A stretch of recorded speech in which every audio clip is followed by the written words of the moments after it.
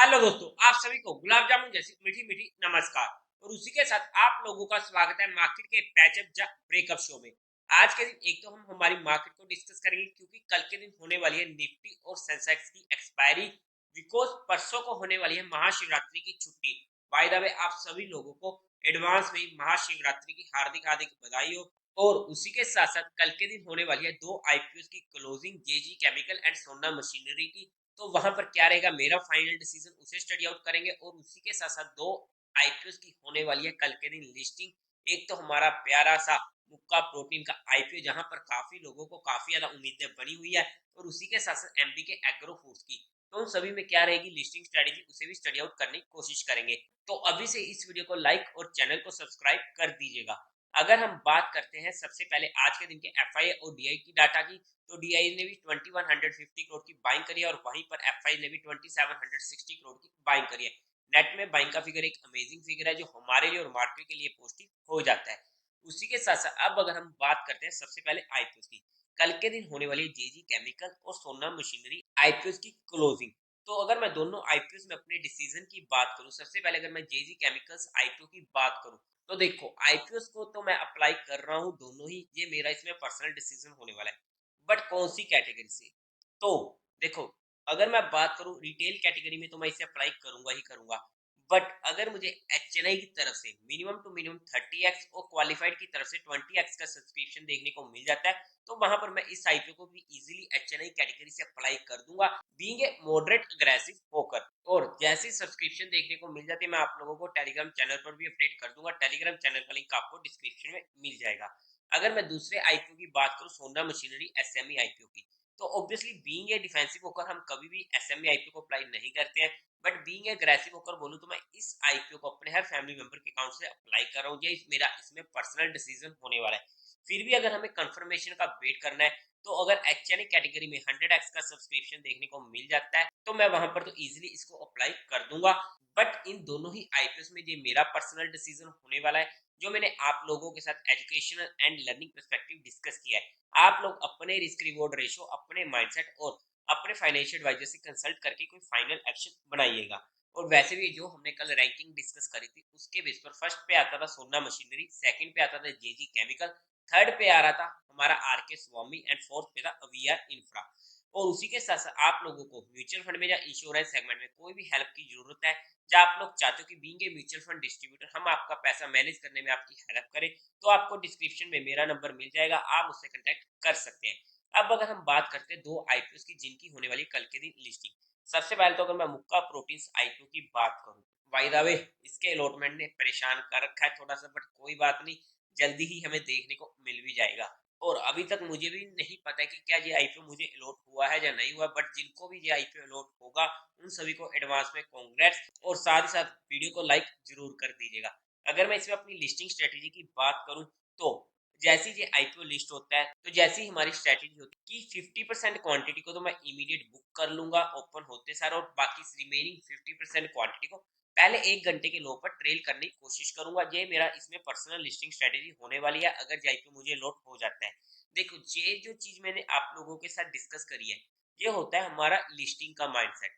But कुछ लोग होते हैं जो सिर्फ लॉन्ग टर्म के लिए अप्लाई करते हैं, तो वहां पर लॉन्ग टर्म माइंडसेट के अकॉर्डिंग हमें कोई फर्क ही नहीं पड़ता कहाँ पर खुल रहा है, क्योंकि वहां पर हम काफी टाइम के लिए, आने वाले काफी सालों के लिए उस चीज को लेके बैठते हैं, जब बाय एंड फॉरगेट की चीज को अपनाते हैं। तो ऐसे में मैं पर्सनली उस माइंडसेट के अकॉर्डिंग काम नहीं करता हूँ, बिकॉज जब मुझे उस माइंडसेट के साथ जाना होता है तो मैं सिर्फ और सिर्फ म्यूचुअल फंड को प्रेफरेंस देता हूँ। अगर हमारा माइंडसेट लॉन्ग टर्म का है तो फिर तो हमें फर्क ही नहीं पड़ता कि प्रॉफिट बुकिंग करनी है या नहीं करनी है, वो आपको अपने अकॉर्डिंग सोचना पड़ेगा।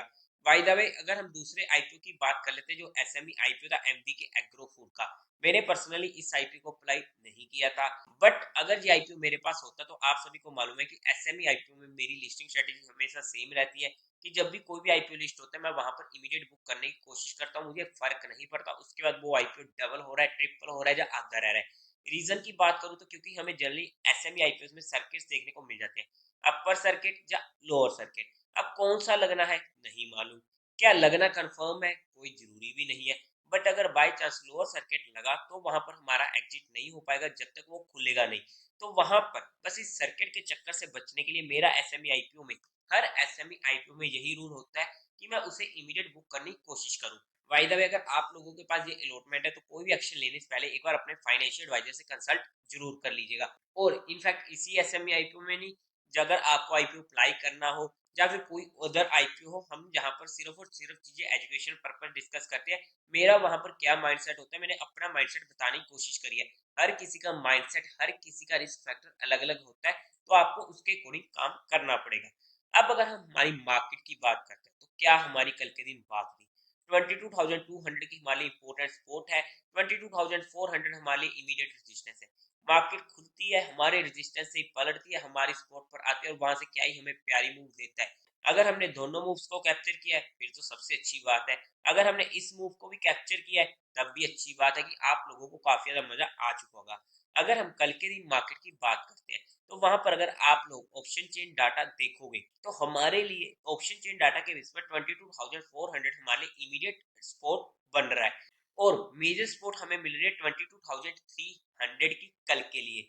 रेजिस्टेंस हमारे पास ऊपर की साइड ऑब्वियसली कोई नहीं होने वाला है, बिकॉज मार्केट अपने लाइफ टाइम हाई पर है और कहां तक जा सकती है कुछ भी नहीं कहा जा सकता।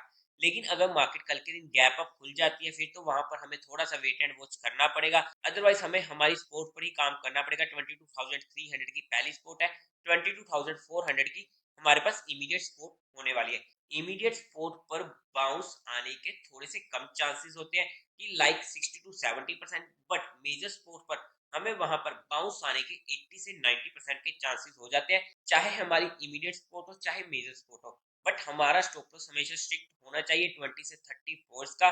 बट कोई भी हीरो जीरो ट्रेड अगर मुझे देखने को मिलती हुई तो मैं आप लोगों को टेलीग्राम चैनल पर अपडेट करने की कोशिश कर दूंगा। टेलीग्राम चैनल का लिंक आपको डिस्क्रिप्शन में मिल जाएगा।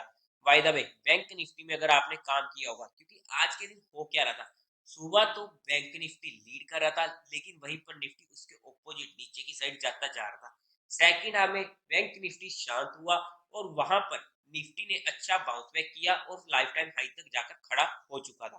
बैंक निफ्टी में हमारी सिंपल सी बात होती कि अगर 47,700 का लेवल क्रॉस करता है तो वहां पर हमें ऊपर की साइड की मूव देखने को मिलती है। देखो ऊपर गया, 15 मिनट की सस्टेनमेंट भी हुई और हमें हमारे लेवल पर मौका मिला और हमें जस्ट आधे घंटे में हमें अच्छा प्रॉफिट दे चुका था और हमारा काम वहां पर खत्म हो चुका था। हमें ऑलमोस्ट ऑलमोस्ट 500 पॉइंट की मूव मिल चुकी थी। बट क्योंकि आज के दिन हमें एक अच्छी मूव मिल चुकी है, अब कल के दिन भी क्या हमें इतनी अच्छी मूव मिल सकती है, थोड़े से चांसेस कम है। बट अगर मिल गई तो सेकंड हाफ हमारे लिए अच्छा सिनेरियो हो सकता है। तो वहां पर थोड़ा सा ध्यान रखिएगा, क्या अगर कॉल सेलर या पुट सेलर ट्रैप होते हुए देखने को मिले तो हमें वहां पर एक अच्छी मूव भी देखने को मिल सकती है।